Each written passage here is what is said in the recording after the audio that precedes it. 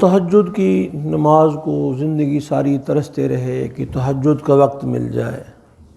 الحمدللہ روزانہ جب سحری کرتے ہیں تہجد کا وقت ہوتا ہے، جب آپ اٹھیں تو ڈھیر سارا ٹائم ہو 8 رکعت پڑھ لیں پوری، کم ہو 6 کر لیں، اور کم ہو تو 4 کر لیں، اور کم ہو تو 2 کر لیں۔ اور تہجد میں پڑھنا کیا ہے جی؟ جو قرآن پاک جن کو یاد ہے وہ تو زیادہ سے زیادہ پڑھیں، جن کو نہیں ہے تو وہ 3 بار سورہ اخلاص ہر رکعت میں پڑھتے جائیں، ایک قرآن کریم کے ختم کرنے کا ثواب اس کو مل جائے گا۔ اور دوسری بات، ہم کھجور جو ہے افطاری میں استعمال کرتے ہیں، سحری میں استعمال نہیں کرتے، حالانکہ آقا دو عالم صلی اللہ علیہ وسلم کا فرمان ہے نعم السحور التمر، فرمایا بہترین سحری جو ہے وہ کھجور ہے۔ تو آپ سحری کے ساتھ بھی کھجور استعمال کریں تو وہ سارا دن طبیعت آپ کی فریش رہے گی۔ یہ جو جسم کے اندر کمزوری، کچھ لوگ کہتے ہیں جی پیاس کنٹرول نہیں ہوتی، جی پہلی بات یہ ہے کہ پیاس کی وجہ سمجھیں، کبھی بھی روزہ پیاس نہیں لگواتا، پیاس ہمیشہ غیبت، جھوٹ، چغلی ان کی وجہ سے ہوتی ہے۔ آپ یہ چیزیں اپنے روزے سے نکال دیں، کبھی بھی روزہ آپ کو تنگ نہیں کرے گا۔ جو ایک کھجور کھا کے روزہ رکھتے تھے وہ تو صحابہ کرام تھے نا، تو ایک اور چھوٹی سی احتیاط بھی ہے اس میں کہ اگر کوئی بندہ کہتا ہے مجھے روزہ لگتا ہے، میری طبیعت اچھی نہیں رہتی، میں کدھر جاؤں، تو بہترین طریقہ ہے 3 چھوٹی الائچیوں کے دانے نکال کے صبح سحری میں چبا کے اوپر سے پانی پی لیں، جس وقت آپ کو پیاس محسوس ہوگی آپ کا منہ پانی سے بھر جائے گا۔ آسان سا کام ہے، کوئی مشکل اس میں نہیں ہے۔ اور دوسری بات یہ ہے کہ جو صبح کی اذان ہوتی ہے نا، اذان کا تعلق سحری کے ساتھ نہیں ہے، جب سحری کا وقت ختم ہوتا ہے پھر اذان ہوتی ہے۔ اب وہ اذان بھی ہو رہی ہے، ہم کھا بھی رہے ہیں، تو وہ سارا دن بھوکے پیاسے رہیں گے، کوئی فائدہ نہیں اس کا۔ 1 منٹ پہلے آپ چھوڑ دیں، اس میں احتیاط ہے۔ اور سحری جو ہے وہ لیٹ کرنا سنت ہے، افطاری جلدی کرنا سنت ہے۔ لیٹ کیسے؟ مثلا ابھی سحری ختم ہونے میں گھنٹہ رہتا ہے تو نہ، اب آدھا گھنٹہ پہلے، جیسے آپ کی طبیعت ہے، مثلا روٹی کو چبا کے کھانا ہے، پتہ ہے کتنا ٹائم لگ جاتا ہے، تو اس کے بعد پانی پینے کے بعد ہی 5-7 منٹ بچ جائیں تاکہ کوئی مشکل نہ ہو۔ ادھر سے اذان، ادھر سے ہم پی رہے ہیں، ہاں جو اگر انہوں نے کہا بند ہو گیا، جو گھونٹ منہ میں ہے، وہ جو لقمہ منہ میں رکھ چکے ہیں اس کو آپ چبا لیں، کوئی حرج اس میں نہیں ہے۔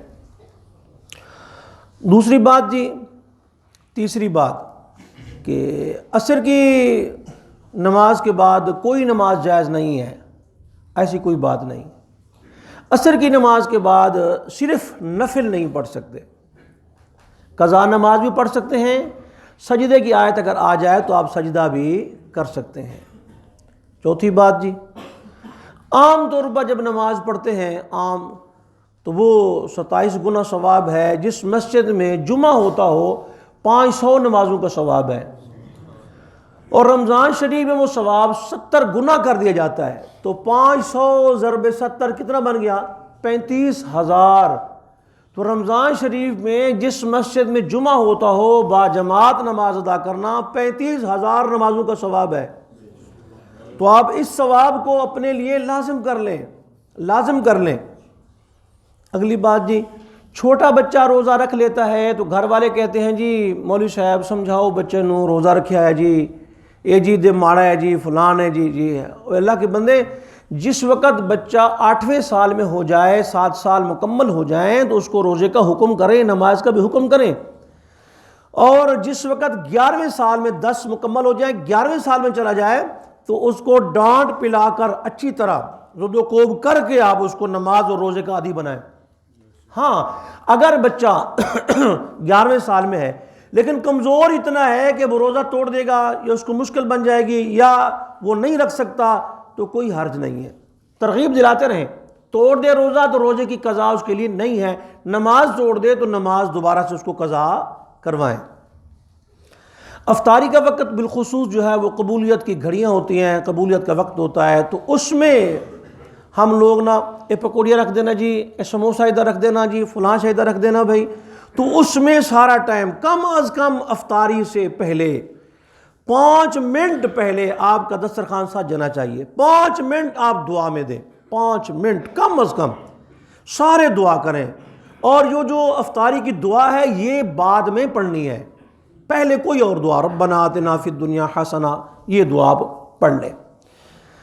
رمضان شریف کے علاوہ اگر نماز پڑھتے ہیں آپ، تہجد کے عادی ہیں، تو وطر تہجد کے ساتھ پڑھنا زیادہ افضل ہے، اور رمضان شریف میں وطر باجماعت پڑھنا زیادہ افضل ہے۔ اب جی وطر تو ہم پڑھتے ہیں حضرت جی، لیکن ہمیں دعائے قنوت نہیں آتی، دعائے قنوت یاد فرما لیں، کوشش کریں۔ تو اگر نہیں یاد ہو رہی تو ہم کیا کریں اس وقت تک؟ کیا کریں؟ سورہ اخلاص ایک بار پڑھ لیں، دعائے قنوت کے بجائے سورہ اخلاص ایک بار پڑھ لیں۔ اللہ پاک ہم سب کو عمل کی توفیق عطا فرمائے۔